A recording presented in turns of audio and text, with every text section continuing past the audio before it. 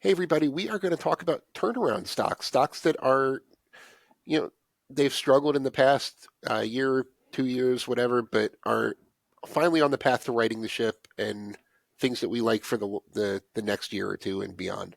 So Tyler Crowe's joining me. Before we get started, please take a minute and check out the link you see on your screen, fool.com/Frankel. Get the top 10 stocks to buy from the Motley Fool. It's the best way to support this work we're doing on YouTube. Again, fool.com/Frankel. So Tyler, I'll go first with mine because I know it's a company that we're both customers of, and that is Starbucks, ticker symbol SBUX. Now, this isn't necessarily a turnaround stock in terms of the stock price anymore, right? Because they announced they were hiring Brian Niccol from Chipotle, who did a fantastic job over there. I think anyone will agree with that. Um, the stock is up over 20% since his hiring, so the stock has turned around. But it's a matter of whether or not the company can at this point. Um, so nothing he's done has been reflected in the numbers just yet. He became CEO, I want to say midway through Q3 last year. Um, Started making some changes in the fourth quarter. We haven't even gotten the fourth quarter numbers yet. They're coming out next week as we're recording this. Um, but we haven't seen we've seen a lot there. He hasn't been not doing anything. There's a lot going on.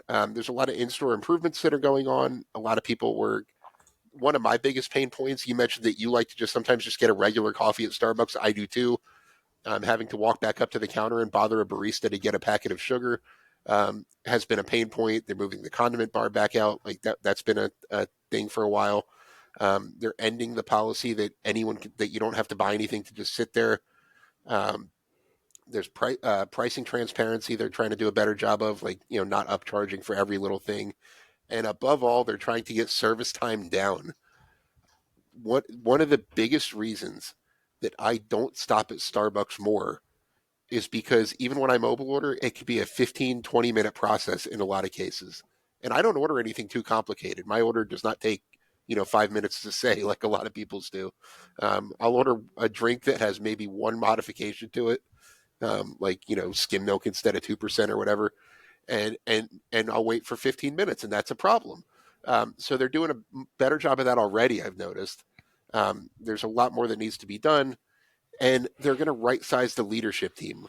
One of my biggest complaints, and I know Tyler feels the same way, is that their management team had too many managers on it. Why do they need that many EVPs and things like that? So Brian Nichols said, quoting him, our size and structure can slow us down with too many layers. Managers of small teams and roles focus primarily on coordinating work.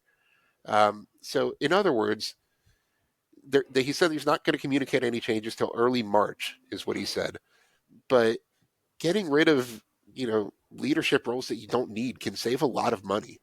Um, especially in an organization like that, where I mean, I don't know what Starbucks average EVP makes, but I'm sure it's quite a bit. Um, so doing a great job of addressing the pain points. It's not a big secret sauce, that really. Um, Anyone who's been to Starbucks in the past couple of years can tell you what's wrong. The mobile order system just kind of got away from them. If you had asked me 5 years ago what food service company was doing the best at mobile ordering, I would have said Starbucks. Their mobile app was ahead of its time. It was kind of revolutionary that you could order a coffee, go pick it up. It was ready when you got there, and you didn't even have to talk to a person. That was ahead of its time, but it just kind of got to be too much volume for their stores to handle. They really didn't have any way to deal with that. Maybe you need a whole separate espresso machine for in-store orders and one for mobile orders, and just someone dedicated on that. Better estimates of wait times and things like that. But whatever the case, the pain points were obvious, and Nickel is just trying to do a really good job of addressing all of them and things that really just kind of got away from them over the few years. He calls this the back to Starbucks plan. I've been buying Starbucks shares over the past year, since a little bit before he was named CEO. Um, my biggest hangup is valuation. Right now, the stock trades for about 30 times earnings. And like I said, it's up 36% from the low. It's up over 20% since he was announced as CEO. But there's a lot of room to expand margins and things like that. So if those, if earnings can grow rapidly as he gets back to Starbucks, so you say, this could be a big winner. But for right now, it looks like there's a lot of execution priced in. Tyler, you're looking at one of my favorite industries as a turnaround. What is it? Yeah, I want to focus on home builders. I think I've mentioned them quite a few times here before, but it's still a fascinating industry for me and one that's been uh, going through some very wild ups and downs over the past couple of years. I think we all kind of know about, the during the pandemic, everybody wanted to buy a home because they wanted the space, and so I wanted to focus this conversation specifically on LGI Homes because they are a starter home specialist. So a lot of those people who bought first time homes during the pandemic, this was kind of one of the epicenter companies that made that happen. Their sales went absolutely through the roof in 2020, which sounds great. The only problem is when you're selling homes, it takes a long time to develop all this, to do all the steps necessary to basically get something from like a plot of land that you just bought from somebody to a a finished home that you can actually hand over the keys to a new customer. That is a long lead time, and you kind of need to pace your business accordingly to make sure that you have enough inventory of homes for future sales. And the kind of the rush during 2020, and we'll call it even into early 2021, was so huge for them that they basically depleted their entire like inventory of homes and lands to the point where like they sold out communities years before they were supposed to. And as a result, that plus the increase in interest rates kind of really slowed the market down and left LGI Homes in this weird place where it didn't have a lot of homes available for sale. And so this past couple of years has been like that rebuilding phase, right? Like we needed to acquire more land, we needed to develop that land, we needed to, get a sales team built up and that sort of stuff. And just to give an idea, I think it was at the beginning of last year. I want to make sure that I get this relatively close.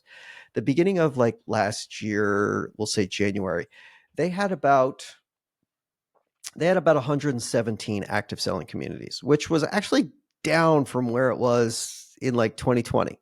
That because they were still trying to recover from inventory. And that's why I think this is a turnaround story, because throughout 2024, a lot of that started to come online. As of its most recent press release on January 6th, it announced that it had a 151 active selling communities. So it increased its total community count by some over 30 so probably like a 20. I'm trying to do the percentage in my head, not great, but it was a significant uptick.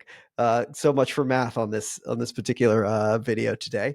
But why that I think is important is because now that the business is right sized, it used quite a bit of debt to get all these communities ready. It had to spend a lot of money to get a sales team in place at all of these active selling communities. This was kind of, I would call it one of the tougher times for this business. But now that it has all of this availability and inventory ready to sell and a team in place to sell it in 2025, I think it's going to be a very good time for this business, regardless of the kind of the sclerotic existing home sales and the higher interest rates. Because, like I said, these are starter homes. They specialize in keeping costs a little bit lower, so their average selling price is typically lower than what you will see in existing home prices in the area. And as is the case with many with home builders these days, they will incent the sale of that home by like buying points on your mortgage. And so, the mortgage rate that they can offer to you tends to be a little bit lower than if you were to just go to the bank for your regular mortgage. You as the individual can buy points on your mortgage too, right? Like I'll reduce it by half a percentage point by paying a little bit more on the upfront. And that's what the home builder is doing too. So I think with a replenished supply of inventory and in a position where new home sales are kind of still the outlet valve for home sales in America overall, I think that LGI Homes could be a pretty good candidate for a turnaround in 2025. I want to thank The Motley Fool for sponsoring this video. The Motley Fool is a company that provides investing insight and stock recommendations for investors of all skill sets and risk levels. You all know how much I love researching new stocks and trying to find the next best investments. So I'm proud to partner with The Motley Fool to bring you 10 stock picks from their popular product, Stock Advisor. Stock Advisor has beaten the market more than 5 times. Go to fool.com/Frankel to get your 10 stock picks now. The Motley Fool Stock Advisor returns are 914% as of January 7th, 2025, and are measured against the S&P 500 returns of 174% as of January 7th, 2025.